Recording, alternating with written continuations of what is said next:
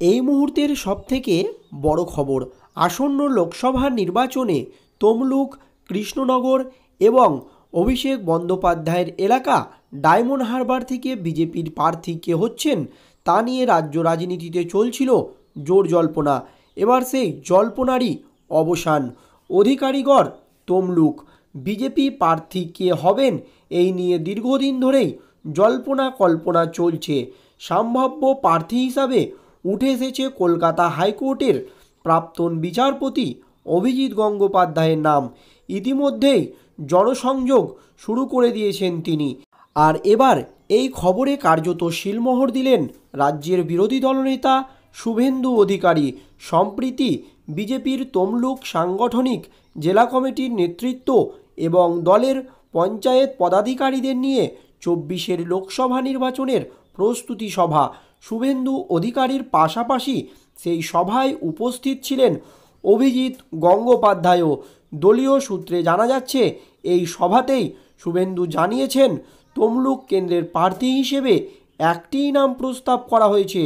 এরপরই সাংবাদিকদের মুখোমুখি হয়ে বিরোধী দলনেতা বলেন, তমলুকে কে প্রার্থী হবে তা সবাই জেনে গিয়েছে। 19 লোকসভা নির্বাচনে তমলুক কেন্দ্রে জয়ী হয়েছিলেন শুভেন্দু সহোদর দিব্যেন্দু অধিকারী। তৃণমূলের টিকিটে জয়লাভ করেন তিনি।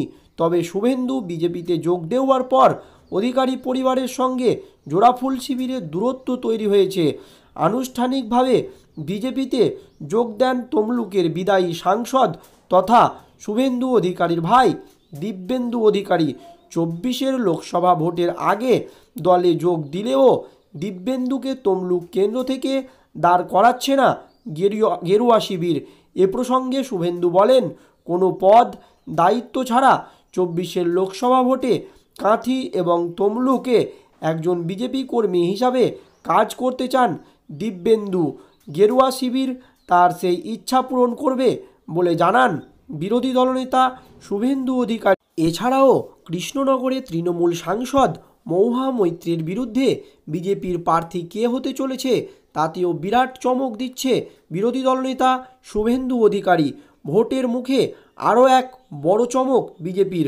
গত কয়েকদিন ধরে চলতে থাকা জল্পনার মাঝেই এবার বিজেপিতে যোগ দিলেন কৃষ্ণনগরের রানিমা অমৃতা রায়।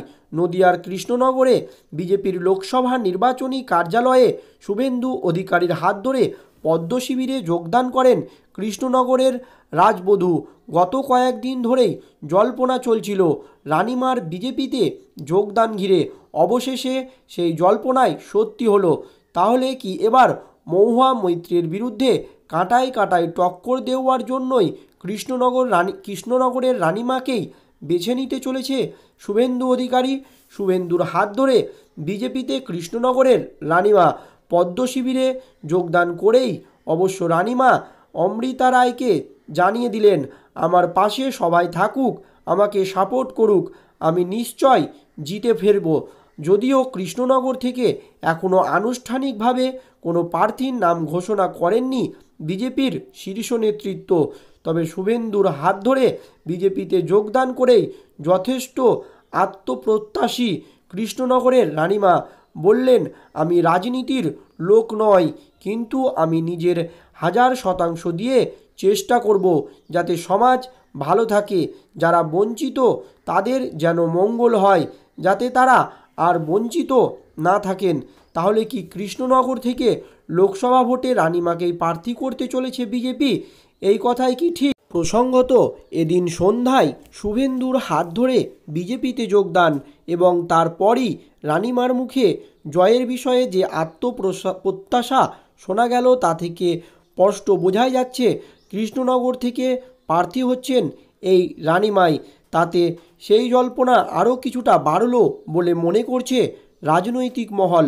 তবে কৃষ্ণনগরের মাটিতে রাজপরিবারের সদস্য রানিমা অমৃতা রায়ের বিজেপিতে যোগদান ভোটের মুখে পদ্ম শিবিরের শক্তি আরও বাড়ল বলেই মনে করছে রাজনৈতিক বিশ্লেষকদের একাংশ। প্রসঙ্গত আসন্ন লোকসভা নির্বাচনে সারা দেশের নজর যেমন বারাণসী কেন্দ্রের দিকে, ঠিক তেমনই পশ্চিমবঙ্গের ক্ষেত্রে তা ডায়মন্ড হারবারের দিকে। 2014 সালে কলকাতা লাগোয়া এই কেন্দ্রের প্রতিনিধিত্ব করেছেন তৃণমূল কংগ্রেসের সর্বভারতীয় সাধারণ সম্পাদক অভিষেক বন্দ্যোপাধ্যায়। 2014 সালে এই কেন্দ্রে সিপিআইএম প্রার্থীর সঙ্গে তার ব্যবধানের জয় ছিল প্রায় 70,000-এর মতো, কিন্তু 2019-এ তা বৃদ্ধি পেয়ে 3 লক্ষ ছড়িয়ে যায়।